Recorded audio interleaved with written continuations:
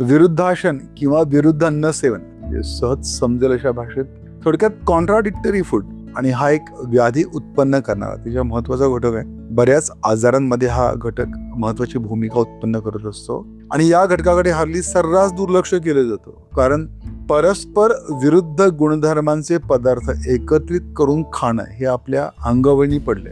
आपल्याला ही सवय लागली लहानपणापासून, असे पदार्थ आपल्या रोजच्या जेवणात असतात आणि असे पदार्थ सातत्याने खाण्यात किंवा भोजनात राहिल्यानंतर त्याचे लगेच किंवा कालांतराने स्वास्थ्यावर वाईट परिणाम दिसत असतात.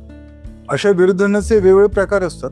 देशविरुद्ध, आपण कोणत्या देशात राहतो त्या देशातले गुणधर्म कोणते आहेत आणि अशा गुणधर्मांच्या विरोधी अन्न किंवा आहार व्यवहार आपला असला तर त्याला देशविरुद्ध म्हणतात. तसंच कालविरुद्ध असतं, त्या ऋतू कोणता सुरू आहे, ऋतूसाठी योग्य आहार कोणता असायला हवा, त्या ऋतूमध्ये कोणते दोष शरीरामध्ये वाढतात, त्याच्या विरुद्धी अन्न जर आपण घेतलं तर मग त्याला ऋतूविरुद्ध किंवा कालविरुद्ध म्हणतात.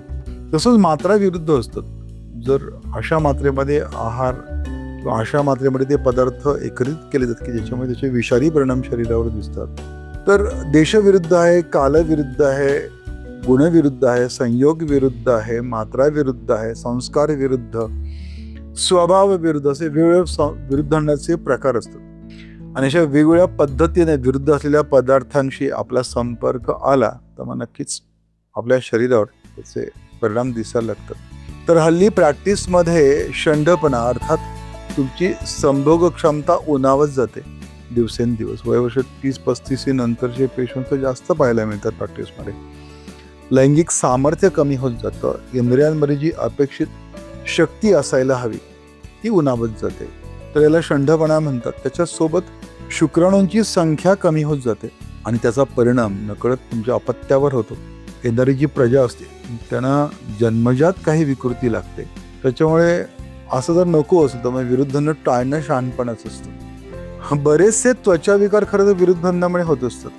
अंगावर फोड उठणं, अंगावर पुरळ उठणं किंवा सतत खास सुटणं, सोरायसिस सारख्या तक्रारी किंवा पांढरे डाग उत्पन्न होणं, इसब, गज करणं किंवा रिकरंट फंगल इन्फेक्शन, असे एक ना अनेक बरेचसे आजार आहेत खरं तर त्वचेवर उत्पन्न होणार, आणि हे खरं तर विरुद्ध अन्नामुळे होत असतात.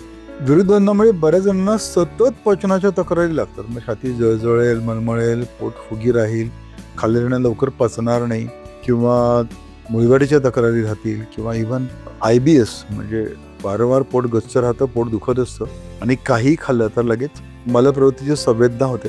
सकफ, सस्त्याना किंवा पिच्छल अशी मलप्रवृत्ती किंवा चिकट आणि थोडंसं रक्ताचा अंश असणारी मलप्रवृत्ती, हे खरं तर विरुद्ध अन्नामुळे होत असतं. इव्हन विरुद्ध अन्नामुळे काही मानसिक व्याधी आपल्याला जडतात. अँझायटी आहे, न्यूरोसिस आहे, डिप्रेशन आहे, सायकोसिस आहे, OCD काइंड ऑफ केसेस असतात किंवा हट्टी स्वभाव उत्पन्न होणं, हे सगळं विरुद्ध किंवा अन्नाचा परिणाम हा मनावर होतच असतो.